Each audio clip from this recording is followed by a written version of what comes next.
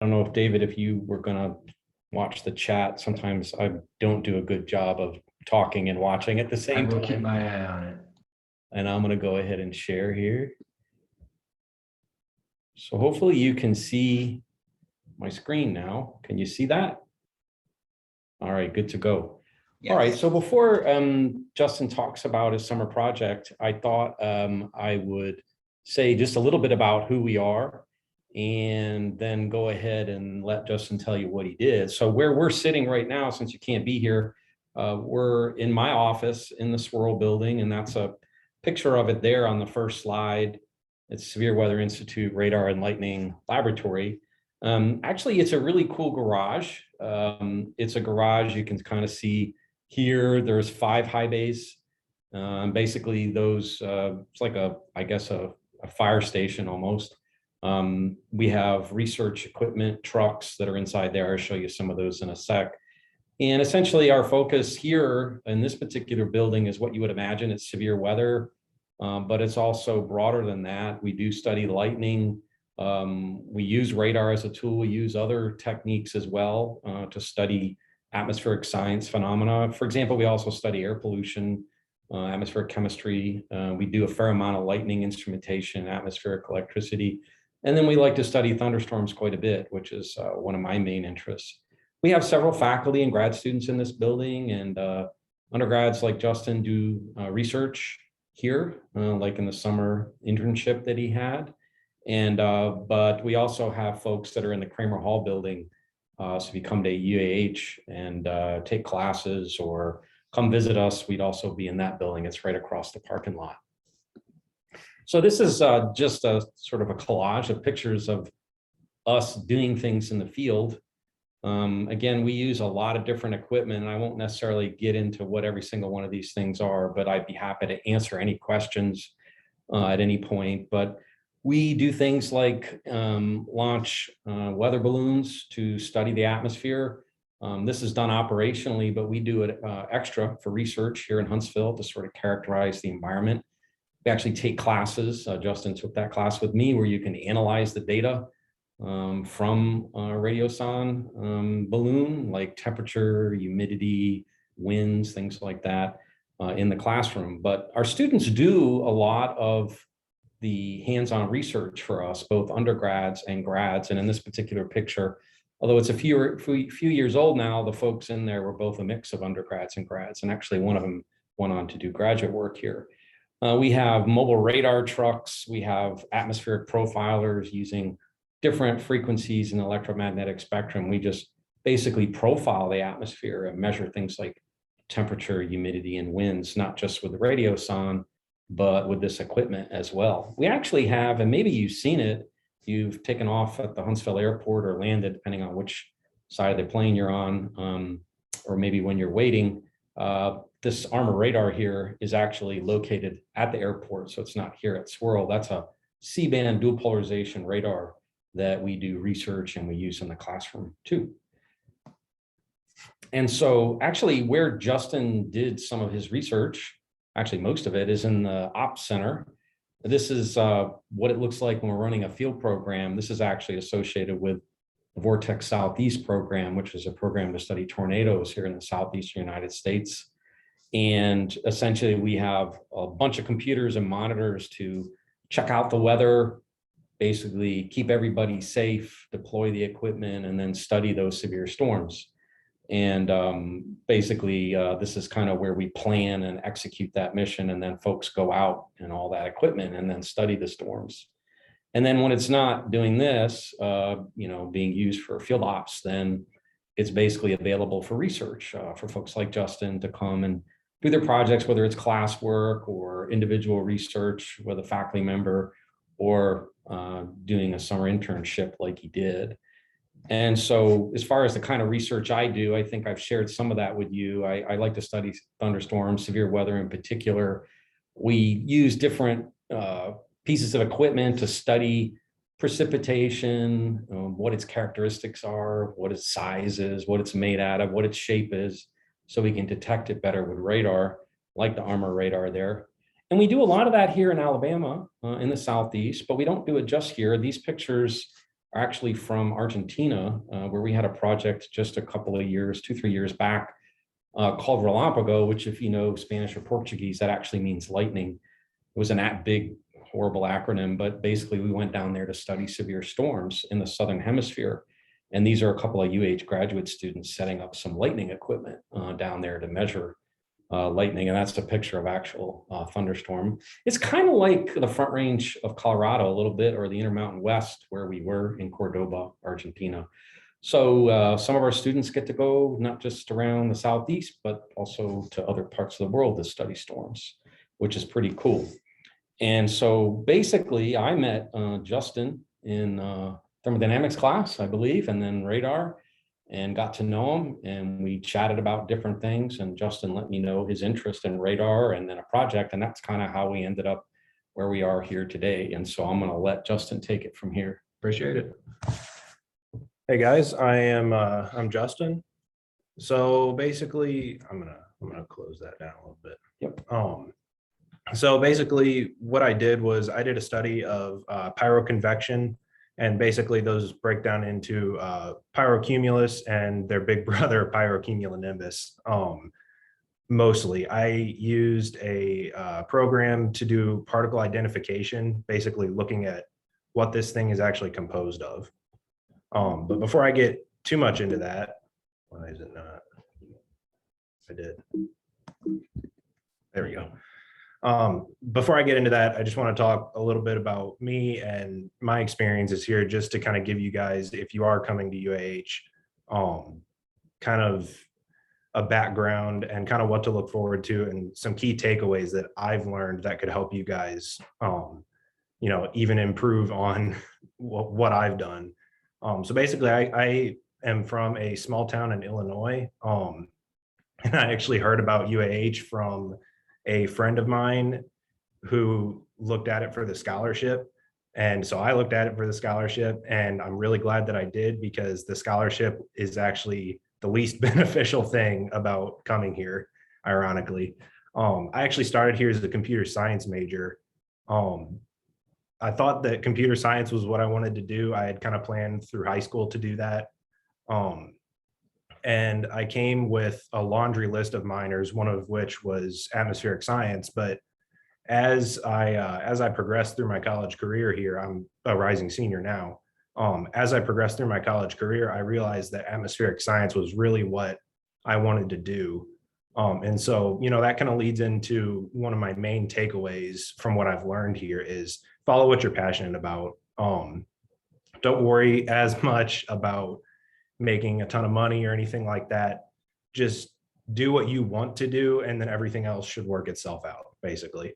Another thing that I've learned is just chase opportunities. If an opportunity comes by you, don't just think, well, that's not for me. I can't do that, because I wasn't sure that I could do something like this, and this has turned out to be one of the best things that I've done.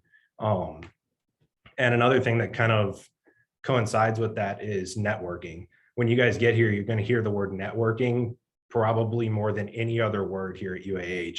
And basically what it means is just get out and talk to people and, chase those opportunities, just socialize, basically. But, most importantly, on top of all that, just have fun and be yourself, because at the end of the day, this is going to be some of the best years of your life, and you're going to get some crazy opportunities to meet people and do things you never would have thought of before. So let's go ahead and get into the project itself. So I said pyroconvection in the title slide, but what is that? So as a wildfire starts up, you've got a lot of fire, a lot of ash, and a lot of moisture from the ground that's being sent up into the air by some powerful updrafts. And so that sends that moisture deep up into the atmosphere. And so as it rises, it begins to freeze actually, and creates various forms of ice crystals. And so, like I said, that makes these two types of clouds that I spent the summer studying, actually, the pyrocumulus and the pyrocumulonimbus, which is essentially just a more dangerous form and a more convective form of the pyrocumulus. And so basically here in the picture on the right side, you can actually see the the difference between the two types of cloud that this is going to create. So the whole thing overall is really a pyrocumulus, but the part up at the top that's labeled cloud ice, for the most part, the smoke and ash has actually fallen out of that. There will still be some left over, but the smoke and ash is kind of the gray, murky, dirty cloud that is below that. And so I loved this picture specifically because this was from a wildfire in 2020, but it actually shows the separation really, really well. And so why does this research matter at all? I mean, sure, we can look at clouds and stuff, but what is the point of doing all this? Basically, the ice from the pyrocumulus can actually lead to lightning. And, wildfires are already dangerous enough. If firefighters have to worry about being struck by lightning or their equipment being struck by lightning, et cetera, that compounds the danger way more than it would initially. And so in this little graphic, I kind of showed a little bit of the process of how that happens. Basically, the smoke plume is generated from the wildfire and it cools as it rises.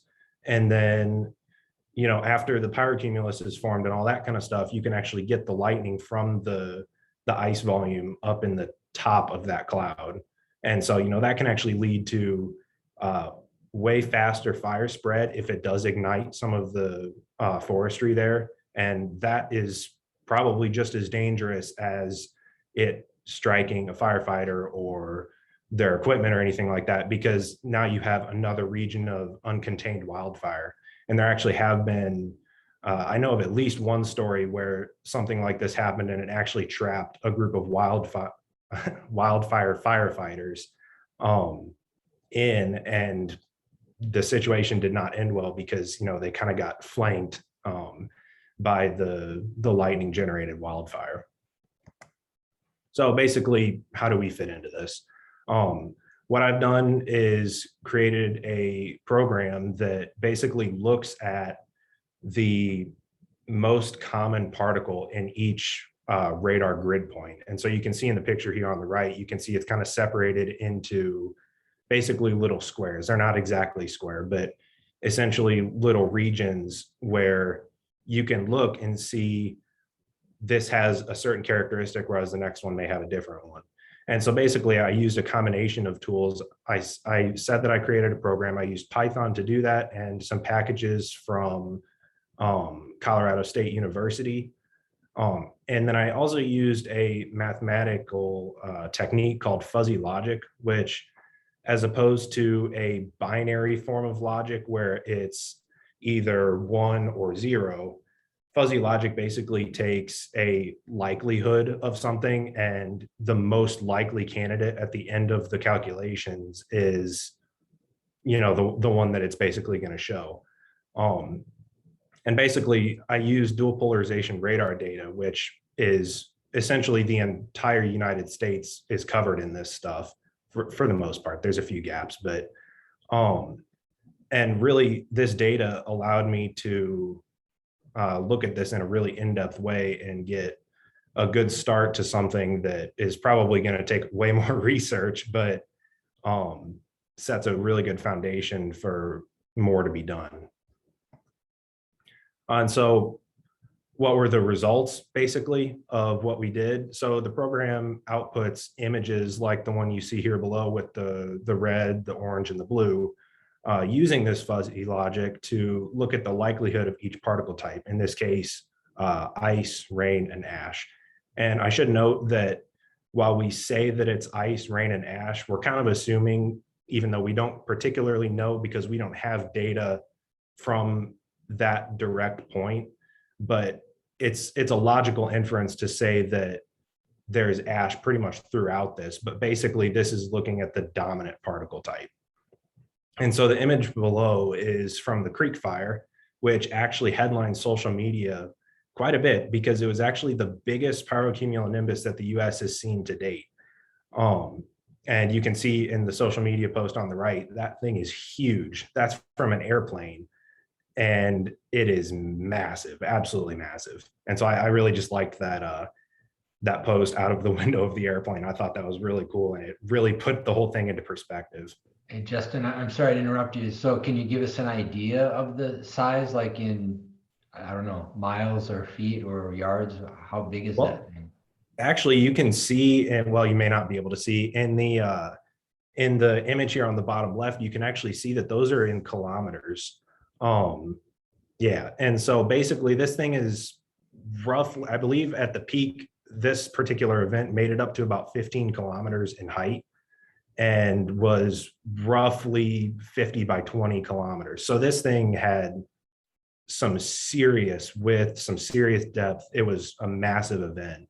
And a lot of these events aren't going to be quite so big, but a lot of them actually do get to about 10 kilometers. I don't have examples of that specifically, I don't think, um, in the presentation that is. But yeah, a lot of them actually go really high up into the atmosphere. And we kind of talked about that a little bit at the beginning, Mr. Cook, that you saw those clouds that were going up really high, and it made me think about how high some of these clouds can actually get. And so I thought Yeah, that that, was, when you look at them, I can get no idea of the scale, yeah, because you're so far away from them, but they're so huge, yeah. so that's And so cool. that was really cool. I just thought that the picture specifically from the airplane kind of gave a different perspective that we might not be able to get normally.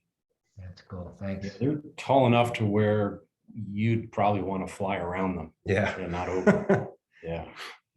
And so basically, what can I do with this data? One of the things that I'm doing now is making a time series, basically. So I'm showing the development of the wildfire and specifically of the ice over time, over the period of time that I've collected the data for.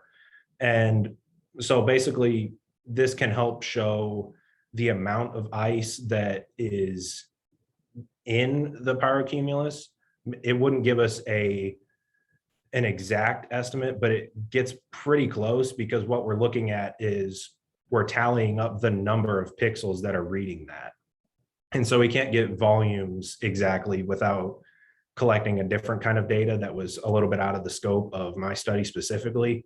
But that kind of leads into the more research that we can do here is the more wildfire and pyroconvection understanding, and hopefully if we can understand it, we can help to prevent it a little bit better. And like I said before, in real time, if I could use this program, we could help with an early detection of pyroconvection, an early detection of these ice volumes that can actually lead to this lightning and that kind of stuff, and may be able to improve some safety surrounding fighting wildfires sometime in the future. So I just wanted to throw this in. This is one of the wildfires, one of the main wildfires right now of this wildfire season. It's the bootleg fire in Southern Oregon. And this one has made pretty much just as many headlines on social media as the one from last year. I threw that picture down there on the bottom right, which I really liked. On top of the pretty colors and that kind of stuff, I thought it was just a really good example of how these things can grow, and how they're supported by the wildfire, basically. And I actually did include the PID from that, the particle identification output, there on the bottom left, and you can see that it's actually mostly ash for the most part, the blue. But up in the top portion of it, you can see on the right panel, there is some ice up there in the top. And so I think that's kind of a neat thing to be able to look at, that this ice is kind of forming on top of the cloud in a way. Yeah, and that's probably enough to make lightning. Yeah. Oh, yeah. And so basically, a couple final thoughts and some improvements for the future.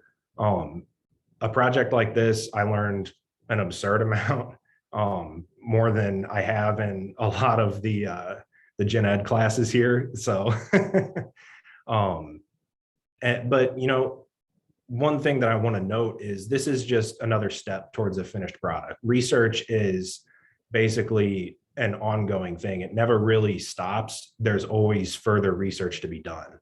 But the importance of continuing to do that research is we can improve not only our own understanding of the phenomena and that kind of stuff, we can also improve the safety surrounding, controlling them or preventing them, and that kind of thing. Any questions? Yeah, appreciate your time. Now that Justin's wrapping up his project, we'll probably check back in with some folks that essentially helped us out with the project by creating tools and having advice and past research. So Justin will probably pursue a paper, a science paper in a student journal over the next 6 months or so. And before we do that, we'll check back in with a NASA scientist who actually has done research on this topic and is here at Huntsville, co-located with UAH, and also a scientist from Colorado State University that actually developed the tool and is interested in the results that both of them, Dr. Lang and Dr. Dolan, on the progress that Justin has made. And so, you know, it's just a really neat way to get integrated into even a larger research program outside of UAH, which gives you some idea of like, wow, you know, maybe I'd like to go to graduate school, even beyond undergrad, and do a little more research. So it can open new doors too. But in the meantime, I'm just curious, are you guys interested in meteorology, or are you the type that goes outside and takes the pictures of stuff instead of taking shelter, or what do you think? Don't admit to that one. George, I've seen you at several of these. How about you? Oh, sorry. I'm going to mainly go into aerospace and rocketry. So, you know, I'll probably be studying the atmosphere by satellite, not by radar, or excuse me, but anyway, sorry. Yeah. I had a question. So you've been studying with your own system with radar, and I was just wondering how do you think you're getting as much information possible via your radar systems, or do you think you can even collect more if you have some way to physically go inside of it without any danger? Good question. Well, physically going inside of it without any danger, probably not, given the nature of both the wildfire itself and the pyroconvection. With regards to collecting more data, yeah, there's infinitely more ways to collect the data that I've kind of stepped my foot into, essentially. We could use satellite data for it. We could use LiDAR, which is essentially a more close range version of radar, to put it simply. Yeah, there are, I mean, I would say we could even use weather balloons to collect a really good amount of data. That was one of the limitations of my study, I think, is that we couldn't get quite accurate enough sounding data, which is basically the data that we get from these weather balloons. And I think that if we had a little bit more accurate data from that alone, I think would have improved the results of the study quite a bit.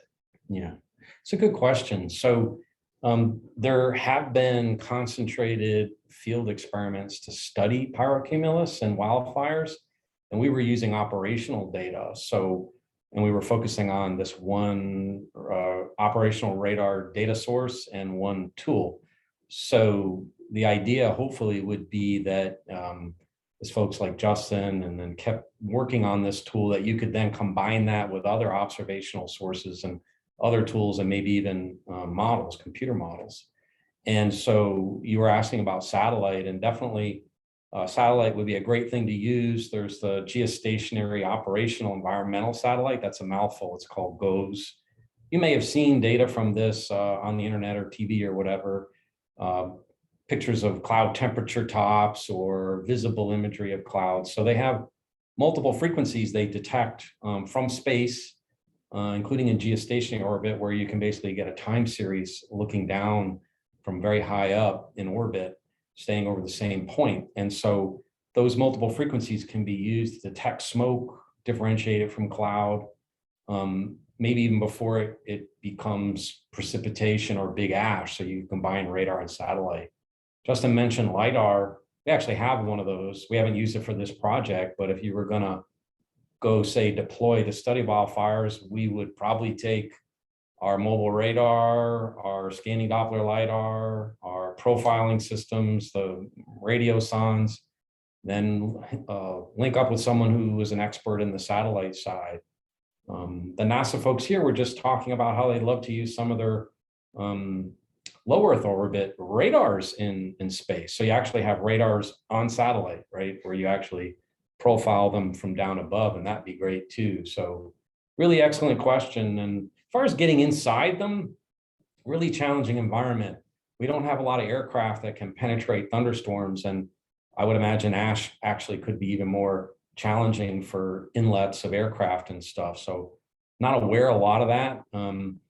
But on the other hand, you can launch even balloons into storms like that. And we do have, not here at UAH, but in our community, people who image particles using video, laser video, these techniques, and then also image them and tell us something about what's there and measure things like temperature and humidity and all that too. So great idea. I'd love to do a field project on this stuff, just have to convince somebody that it's important enough. And I think if you've been watching the headlines, the connection between climate change and local weather, including stuff that can be quite dangerous, is, I think, pretty compelling. So I wouldn't be surprised if there isn't a major experiment on this in the next few years, doing the kinds of things that you were thinking about.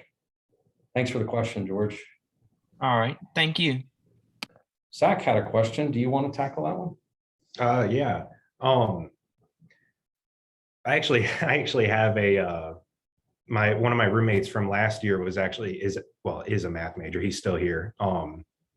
He is a math major, and he actually really enjoys getting to use mathematical methods like that as well. I actually got to talk to him a little bit about fuzzy logic, after I heard about this, and I think that was in February. I got to chat with him about, get kind of a layman's understanding of what I was getting myself into, basically. And, at the end of the day, it really wasn't that complicated, but it definitely is cool to use different stuff like that. And I actually have a math minor, or I'm going to be completing one here soon. And so I'm right there with you. I really enjoy getting to, use stuff like that in an application sense, because it really kind of grounds all of the theory that we've learned over the years here at college. Yeah, a lot of the techniques that we use in the applied sciences, meteorology and atmospheric science is really a interdisciplinary science that's a combination of physics and chemistry and mathematics and some engineering too, when we have to build equipment. And so we love to collaborate with our other scientists here at UAH and elsewhere. And I can imagine doing a project with a math major where we learn new ways of analyzing our data in better ways. I know there are other techniques like cluster analysis, machine learning, that I think would open up a lot of doors for us. And so sometimes collaborating with folks in the math department, including students, is a really good way for us to learn new and better ways to do our business. So I'm glad you're looking forward to being a math major, and I hope you enjoy that. Maybe we'll see you here. Actually, I will put in the chat here. So this is the link to the Summer Community of Scholars program. And so the call will come out in the fall sometime. So both Zach and George, if you're here, you can apply for this. And basically all of the faculty and researchers who want to participate in this will list their projects, and then students can go in and apply to the ones that they're interested in and that they're eligible for. And then we make decisions around the end of the year, beginning of spring, and then the summer, the program starts again. So definitely keep your eye out for that. But Justin, I don't know if you're participate in an academic club or like Upstorm or something like that. But academic clubs are a really good way to kind of segue into research, because there'll be upperclassmen in the club who may be doing research, and there's usually a faculty member who's the advisor for the club. And so Upstorm is one which I forget what the acronym means, but it's I forget it sometimes too, but it's launching those weather balloons. yeah. Our So students do all of interested it. in meteorology, and I don't know if they still do it every week, but I heard they used to launch a balloon every week, and the data that they collected from that went to the National Weather Service, which is on our campus as well. And so again, students doing these activities, they're learning the techniques, they're learning the science, and they're actually, providing data that's useful for the National Weather Service. So there's lots of ways to get involved and kind of, move your way toward it. And Justin said exactly that, he started asking Dr. Carey questions about, his research, and you probably went to his office hours and sat in the front of the class and asked good questions. And so Dr. Carey, knew who Justin was. And so, when that opportunity came up to write a proposal, he thought, he'd be a good student for this, right? And so you have to kind of make it known that you're interested in this. But I believe that there are more opportunities than it's an underserved situation. So, faculty like to work with our students, but you have to let it be known that you're interested in doing that. So definitely, talk to your professors, go to their office hours, learn about what they're doing. And they're doing really cool stuff. I mean, like you said, you won't see this, Justin's research, is really new. So there's a couple other people, they said, that are doing this kind of thing. So you might not see it in a textbook, for some years from now, but Justin's able to see it now. So he has a really interesting perspective on his major that students who are just going to class, don't get to see. So undergraduate research, offers that opportunity to you. Yeah, and please do ask your professors about these opportunities, because even if we don't know of one specifically ourselves, we often know someone who does have one, or we know someone who knows someone. And we always want to hear from you. That's basically networking, because we're all just connected, and we'll try and set you up. And usually we have really good success in doing that. And if you do want to learn a little bit about atmospheric science, but definitely don't want to be a major, we do have a couple of 100 level classes that you can kind of get some exposure to environmental science and weather and climate. They're 100 levels. They're basically general education requirement type courses that you can take if you want to do that. Yeah, and I think that would fulfill their chart. What do they call those? Charger foundations. That's it. Their science. Yeah. Thank you. Yeah. Yeah. So you have to take some science at UAH. Yeah. So, but you can pick, if you want to do geology or biology. But yeah, for me too, I think atmospheric science is really interesting. So that would be the one that I would pick if I had to go back. So there's definitely some cool classes, and like Justin, you might discover that that's also interesting. So it's funny you actually say that. When in my sophomore year, when I actually made the switch, I was taking a mid-level computer science class, and the ESS 111, one of the ones in that 100 level sequence. And the 111 class is actually what convinced me to make the switch to being a full-time atmospheric science major. So yeah, that's a great point, and that can really help you find your passion. If this is what it might be, you would probably find out there. Yeah, that's a good point. Yeah, most students who go through the summer program at the end say, thanks, this was a great experience. But every once in a while, a student will be like, maybe I don't want to be a chemist after all, right? So, but it's much better to find that out sooner than later. So you don't want to find it out after 4 years and you get a degree in chemistry, but you don't want to be a chemist. So yeah, exploring different things on campus, because we offer a lot. So it's okay to have an idea of what you want to do, but like Dr. Carey said and Justin both said, like, network around. And our faculty give lunchtime talks a lot about the research that they're doing, things like that. You can just go take your lunch and go sit and listen. And there's really cool stuff going on. I mean, I love this job because I get to, you know, dabble in all these things that I don't know. So I really encourage you to take advantage of that. All right, well, if there's no other questions, Dr. Carey, Justin, thank you very much for your time. George and Zach, oh, George, I saw you on mute. Do you have a question? It wasn't a question, but I was gonna say this whole entire week of watching all these projects have been really interesting. So.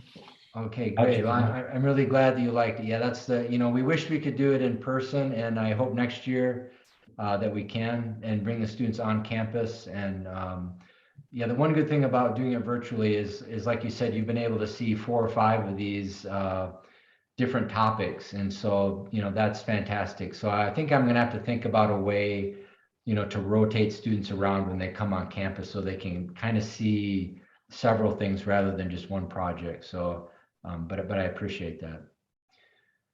All right, well, it's not quite Friday yet, but feel free to start early and enjoy it. And again, thanks for your time, and we'll see you again. Appreciate it. All right, Thanks. thank you. See you. Bye.